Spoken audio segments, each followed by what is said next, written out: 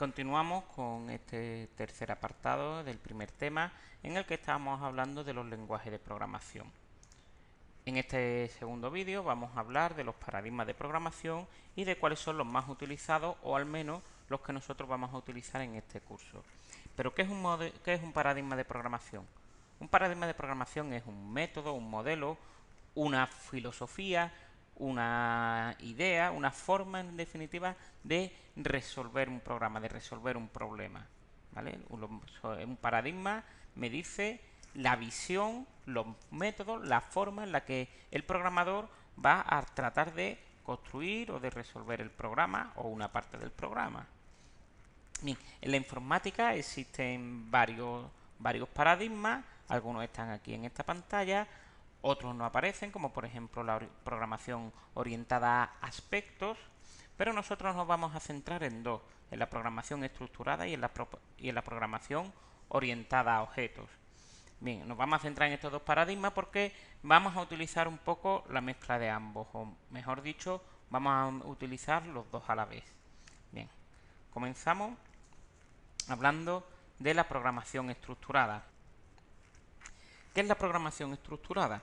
La programación estructurada es un paradigma de programación que trata de resolver cualquier programa de la forma más clara posible, utilizando la estructura más clara posible. Lo fundamental, la idea fundamental de la programación estructurada es que cualquier programa, absolutamente cualquier programa, puede resolverse utilizando únicamente tres estructuras básicas.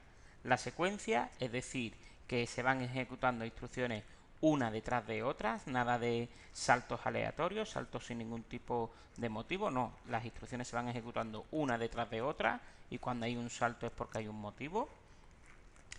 Con instrucciones de selección, es decir, de acceso a memoria, bien para leer o bien para modificar, y con instrucciones de iteración, es decir, de repetir algunas instrucciones el número de veces que sean necesarias. Bien, entonces, cualquier programa lo podemos resolver utilizando únicamente estos tres tipos de secuencia. Esto presenta muchas ventajas. ¿Vale? Por ejemplo, la programación estructurada me va a producir programas que son fáciles de entender, ¿vale? Porque una persona puede ir leyendo paso a paso todo lo que se está haciendo sin necesidad de enredarse demasiado. ¿Por qué? Porque la estructura es clara, las instrucciones se han ido escribiendo con orden, las instrucciones se van a realizar con orden, por lo tanto una persona puede seguir paso a paso cómo se va a ejecutar ese código. Esa claridad a la hora de entenderla me va a permitir que detecte fácilmente los errores y por tanto voy a poder repararlos fácilmente. Esto hace que los costes de mantenimiento pues sean menores, evidentemente. Si detecto más fácilmente los errores, pues menos tiempo tengo que invertir al mantenimiento. Después, la programación estructurada me produce programas sencillos y además rápidos. Como ya he dicho, que no hay saltos inverosímiles en el código, a no ser que hayamos metido por ahí la pata, pero sí, como no hay saltos inverosímiles, no hay cosas raras, pues los programas van a ser sencillos y rápidos. No vamos a andar con bucles extraños. Todo esto produce un aumento de la productividad tanto del programa como del programador. El programador es más eficiente trabajando, por todo lo que hemos dicho, ¿vale? Entiende el código que está escribiendo, detecta fácil los errores, los programas son sencillos, el programador aumenta su productividad. Y además estos programas facilitan la documentación interna, todo viene desde lo mismo, ¿no? Al ser fácil de entender, pues la documentación es fácil de generar. Por el contrario, también tiene algunos inconvenientes. Esto que hemos dicho antes, de que las instrucciones se van dando una a una, hace que en principio mi programa sea un único bloque, a lo mejor de 2.000, 3.000, 4.000 o 10.000 líneas. Bien, esto se hace evidentemente inmanejable. Todo lo que hemos dicho antes de que era fácil de entender se viene al garete cuando hacemos programas que tienen 1.000 líneas. ¿Cuál es la solución? Pues hacer una programación modular, es decir, dividir mi programa en bloques funcionales, en módulos. y yo voy a programar de manera estructurada esos bloques de código. Bien, este fue el paradigma predominante durante mucho tiempo, pero a mitad de los años 90 o así surgió el paradigma de la programación orientada a objetos. Esto no quiere decir que nos olvidemos de la programación estructurada, sino que vamos a hacer una programación estructurada y además orientada a objetos. No son excluyentes. Nosotros vamos a construir objetos, pero también estos objetos van a seguir los criterios de programación estructurada. Recuerdo, 3 sentencias básicas: secuencia, selección e iteración. Bien, vayamos a esto de la orientación a objetos. ¿En qué se basa este paradigma? Su idea principal es que cualquier cosa, en serio, cualquier cosa puede ser un objeto. Puede ser un objeto. ¿Y a qué me refiero cuando digo cualquier cosa puede ser un objeto? Pues que una mesa puede ser un objeto, un coche puede ser un objeto, una persona puede ser un objeto, o si pensamos ya en informática, una tabla de la base de datos puede ser un objeto, una solicitud de alta en el sistema puede ser un objeto, un usuario es un objeto, no sé, cualquier cosa, como digo, una conexión a internet es un objeto, ¿vale? Entonces, con esto lo que hacemos es acercar la solución de nuestro problema a las entidades del mundo real. Nosotros estamos acostumbrados a trabajar con cosas, ¿vale? Toda nuestra vida está rodeada de cosas. Bien, pues estamos haciendo algo irreal, algo que está en la informática, que está en nuestra mente, la estamos representando como entidades del mundo real. Bien, a la hora de escribir objetos, mi programa lo que va a hacer es utilizar muchos objetos, por tanto, yo puedo reutilizar los objetos en distintos programas. Si yo tengo, por ejemplo, que un objeto que es un usuario registrado en el sistema, probablemente ese objeto me sirva para muchos programas, no solamente para mi programa de gestión de un club de fútbol, sino que me va a servir también para un colegio, para la gestión de alumnos en un colegio o para la gestión de los usuarios de un club de tenis. Este enfoque de identificar cada elemento con un objeto, con algo tangible, me permite trabajar siguiendo un concepto fundamental, que es la separación de incumbencias. ¿A qué me refiero con esto? Pues simplemente que cada objeto sabe hacer algo en concreto y ese objeto es especialista en hacer ese algo. Por ejemplo, un coche. El cristal de lo que sabe es de impedir la entrada de aire en el coche. El motor de lo que sabe es de poner en marcha el mecanismo. El volante de lo que sabe es de guiar la dirección del coche. Y así con todos los objetos en los que yo pueda dividir el coche. ¿Vale? Cada uno es especialista en una cosa y no sabe de los demás. ¿Vale? Todo esto me permite, como hemos dicho antes, reutilizar los objetos. Bien, si el volante sabe de manejar la dirección del coche, ese volante me va a servir para un coche, para un tractor, para un camión o para un avión si me lo propongo. ¿Vale? Bien, también esta separación de incumbencias, esta separación de elementos de un objeto grande en objetos más pequeños, me permite trabajar en equipo, porque me permite repartir de una manera mucho más eficiente el trabajo.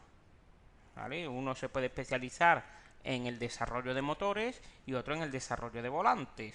Y cada uno hará lo mejor posible los motores y los volantes. ¿Vale? Y al final simplemente tendremos que poner de acuerdo, poner en funcionamiento un objeto con otro. ¿Vale? Pero esto me permite que distintos equipos de trabajo, con un mínimo de coordinación, sean capaces de ir trabajando por separado. Otras características de los programas orientados a objetos las presentamos aquí. Son características que también lo hacen fundamentales. La primera es la protección de la información, o lo que es lo mismo el encapsulamiento. Hablábamos antes de, por ejemplo, como un coche lo divido en varias partes. El motor sabe de poner en marcha el coche y el volante sabe de dirigir la dirección, nunca mejor dicho, ¿no? De controlar la dirección del coche. Bien, eso hace que ni el motor tenga por qué saber del volante, ni el volante tiene por qué saber del motor.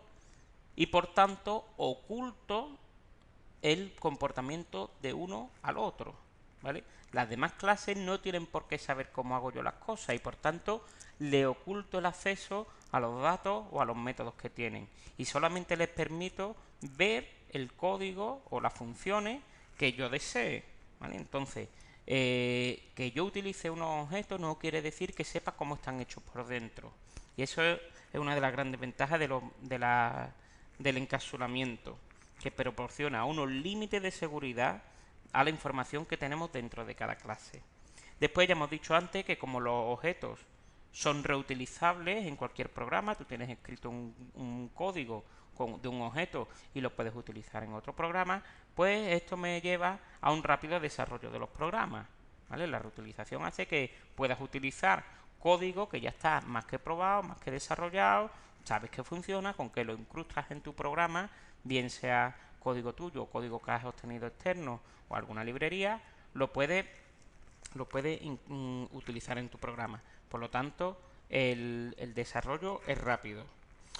Por otro lado, el mantenimiento es bastante fácil. El mantenimiento es bastante fácil porque por las características de la programación orientada a objetos, pues hemos dicho que es fácil detectar errores también, ¿vale? Pues nada más que tengo que ir a modificar aquel componente que sé que me está fallando, aquel objeto que sé que me está fallando. Y los demás no tienen por qué saberlo. Los demás no tienen por qué saber que existe ese fallo. O a lo mejor simplemente tengo que ampliar el funcionamiento de un objeto para ya tener otro objeto. Bien, de eso hablaremos más adelante. Bien, hemos hablado mucho de los objetos y creo que también he soltado por ahí clases. Vamos a distinguir dos conceptos fundamentales que son la clase y el objeto. Bien, una clase es una definición genérica de un tipo de objeto. Es decir, los coches, los humanos, las bases de datos, las conexiones a Internet, ¿vale? Entonces, una clase es una definición genérica. ¿Y qué es lo que contiene esa definición genérica? Pues las propiedades, por ejemplo, un coche, pues las propiedades de un coche son el número de ruedas que tiene, el número de ventanas, el número de puertas, el tipo de motor que tiene, si es gasolina o diésel, la potencia del motor, etcétera, etcétera. Una persona pues tiene como características, como propiedades, su altura, su peso, su raza, el color de ojos, color de piel, si es su género, si es hombre o mujer, etcétera, etcétera. ¿Vale? Esas son las propiedades, ¿vale? Lo que hace que una persona sea distinta de otra o que un coche sea distinto de otro. Y además tienen definido el comportamiento. Por ejemplo, el comportamiento que puede tener un coche es andar hacia adelante, andar hacia atrás, cambiar de marcha, abrir el coche. El comportamiento de una persona pues puede ser respirar, dormir, caminar, comer, etcétera, etcétera. ¿Vale? Son las cosas que ese objeto puede hacer, esa clase puede hacer. Bien, entonces, una cosa son las clases, propiedades y comportamiento, definición genérica, y otra cosa son los objetos. Un objeto es una realización concreta, lo que en informática llamamos una instancia. Es decir, de la clase persona, pues aquí por ejemplo, el que está hablando es una instancia de persona.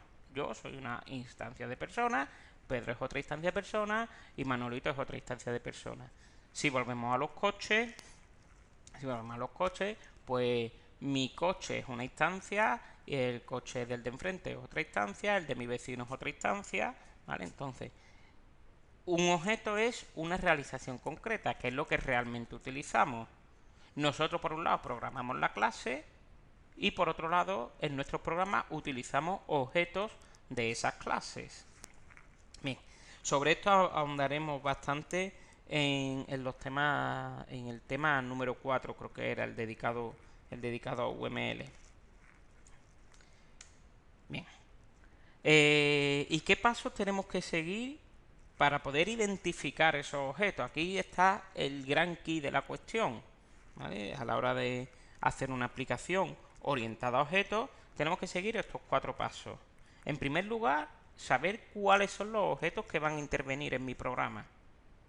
Entonces, por ejemplo, si yo voy a hacer un programa que lo que hace es la gestión de los alumnos de un colegio, o mejor dicho, la gestión completa de un colegio, pues voy a tener un tipo de objeto que van a ser los alumnos, otro tipo de objeto que van a ser los profesores, otro objeto que van a ser las asignaturas que se dan, los cursos, los grupos, ¿vale? Dentro de un curso, primero A, primero B, primero C, incluso pueden ser un objeto los exámenes que se hacen dentro de cada asignatura, etcétera, etcétera.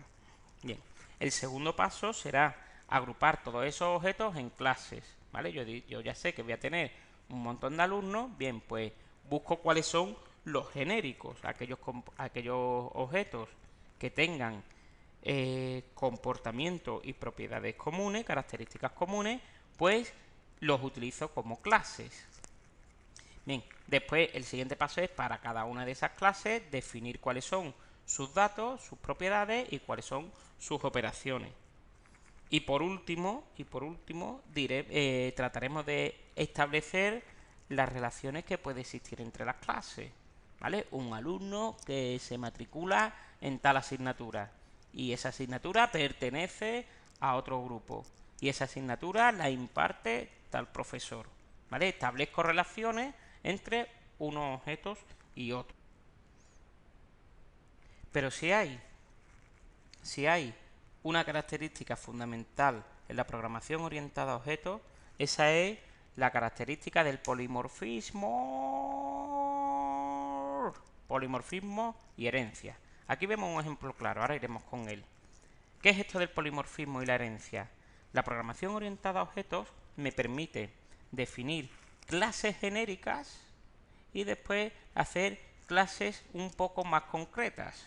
Por ejemplo, puedo definir la clase figura geométrica, que me incluirá todas las figuras posibles y me va a definir las propiedades y el comportamiento que tienen en común todas las figuras geométricas que existan. Y después yo voy a hacer figuras geométricas en concreto que van a aportar un comportamiento o unas propiedades adicionales o que van a decir alguna forma concreta de hacer algo. Por ejemplo, figuras geométricas. Tengo todas las figuras geométricas posibles. Bien, pero después el cuadrado tiene sus propiedades, el triángulo tiene sus propiedades, el círculo también tiene sus propiedades. Por ejemplo, en figuras geométricas pondríamos como propiedad en común el color de fondo, o pondríamos, por ejemplo, como propiedad en común la superficie que tiene, y como comportamiento en común el calcular la superficie. Y después para el cuadrado, pues diremos, mira, el cuadrado tiene un número de lados que es 4. Y además su superficie se calcula de tal forma. Para el triángulo, pues el número de lados es distinto y su superficie la vamos a calcular de otra forma. El círculo no tiene lados y su superficie se calcula siguiendo otro método. Bien, pues esto es la herencia. Yo defino, por un lado, una clase de nivel superior con las cosas que tienen en común un grupo de clases y después esas clases conservan ese comportamiento en común, esas propiedades comunes de figuras geométricas, pero además incorporan sus particularidades.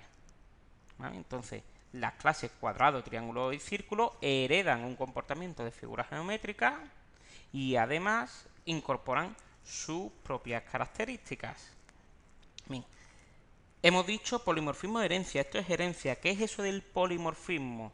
Pues el polimorfismo es que una clase puede tener muchas formas.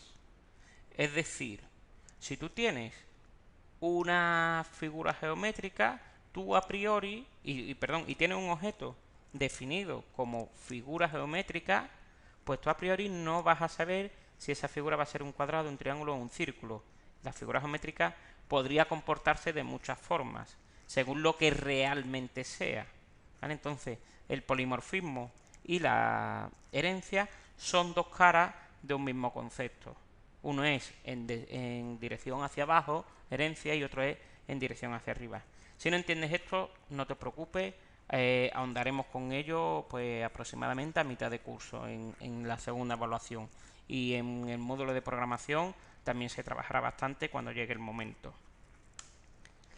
Bien, pues con esto queda terminado el tercer apartado de la programación orientada a objetos. ¿Vale? Perdón, ahora sí, queda terminado el tercer apartado del lenguaje de programación, y en un próximo vídeo pues hablaremos de las características del lenguaje Java. ¿Vale? Nos centraremos un poquito más en Java, que es el lenguaje que vamos a utilizar.